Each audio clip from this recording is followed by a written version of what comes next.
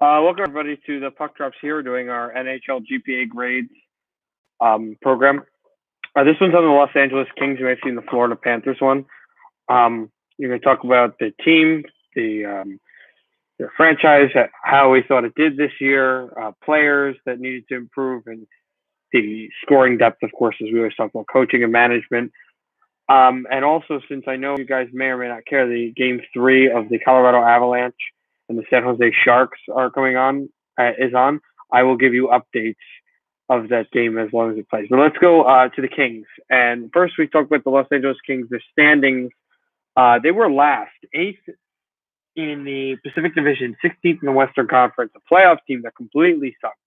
Last season, they were swept by the Vegas Golden Knights, but they had been a playoff team in, I believe it was 5 of the last 6 seasons. 31 wins and 42 losses, 9 overtime losses, and only 71 points for the Los Angeles Kings. So not a good year at all for them. You talk about their rosters. We'll go at centers first. The center that they've had for the last 9 years is 2011 that they got from Philadelphia, and they traded Jeff Carter. He had not the year that he would have expected. A very down year, playing in 76 games, scoring 13 goals, notching 20 assists, and only getting 33 points for averaging 42 penalty minutes. A player that needs to excel more, even though his age is up there. Yes, he is a 34-year-old, but you have to have the production for a team that wants to be in the playoffs constantly. If you look at their young forward they like in center, and Adrian Kempe, playing in every game except for 81 games, scoring 12 goals, notching 16 assists, and gathering 28 points for the young Swede. For his workload, it's good, but they're going to need him at some point to get into a superstar level. And take a look at the captain, Andrej Kopitar. Kopitar, 31-year-old, but he had a productive year, playing in every game except for 1 as well, scoring 22 goals and 38 assists. The goal status has to level up and get higher, but 60 points was a good one for the Los Angeles Kings.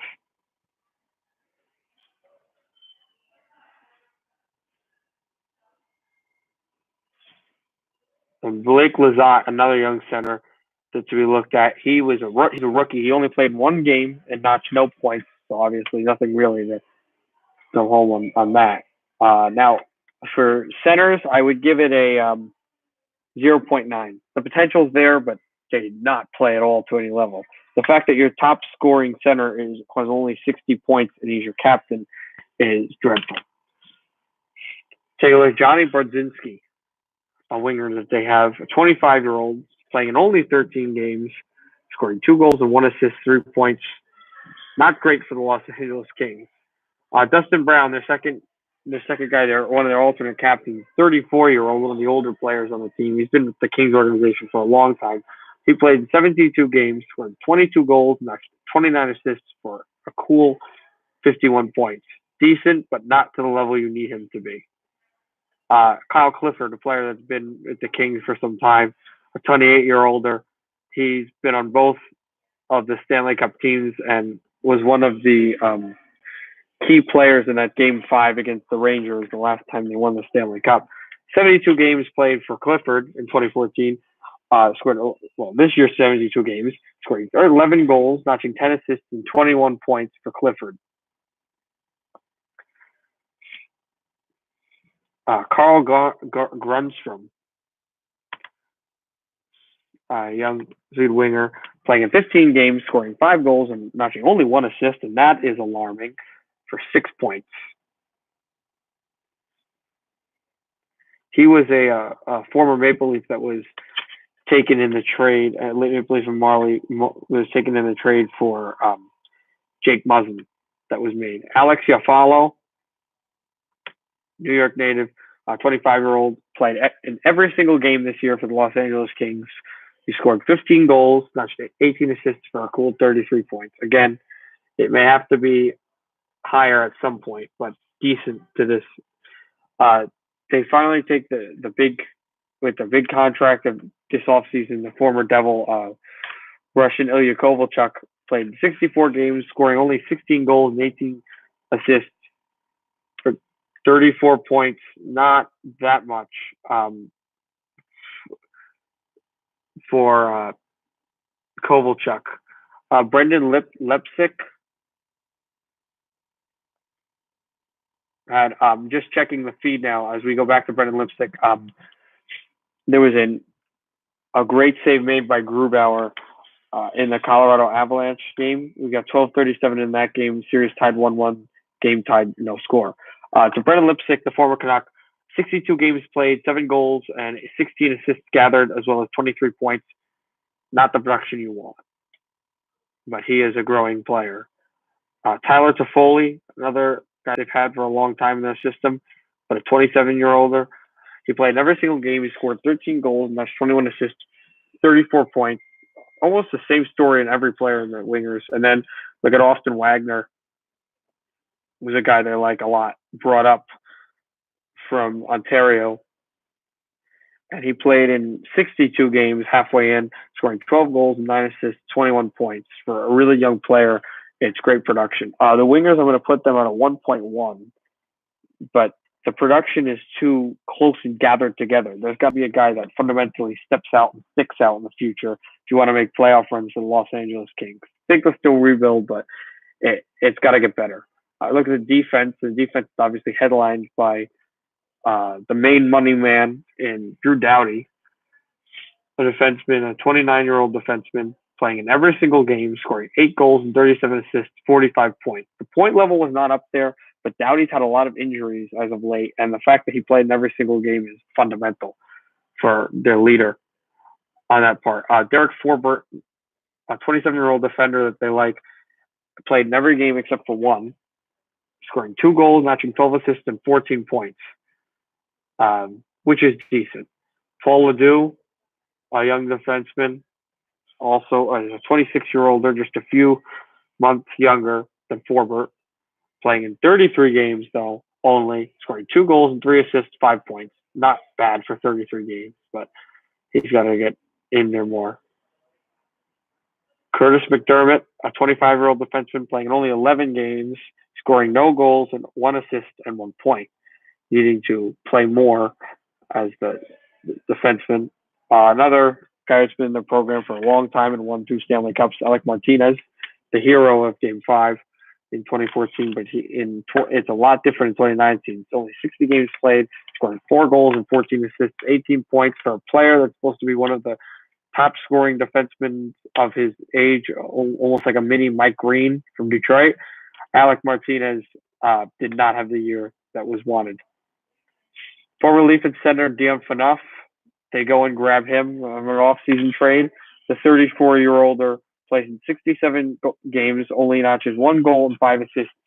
He's supposed to be a defensive defenseman at this age, but even at 34, only 6 points, even if you are a defenseman, is not what you got to have.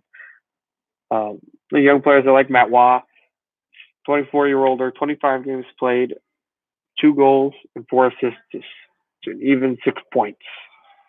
And Sean Walker, another youthful defenseman, 39 games played, 3 goals, 7 assists, 10 points. The defense was okay, but what really befell them was a lot of their players, especially their young guns, were lost for majority of times over the year, and for that reason, I'm going to give them a 1.0. And take a look at the goaltenders, and Jonathan Quick, their starter they've had, 33-year-old, playing only 46 games, but starting every single one of them, was 16 and 23. He had flashes of vintage Jonathan Quick, but there were times he just didn't seem to put that extra oomph in. And obviously, some of the team success had maybe affected his morale and his motive.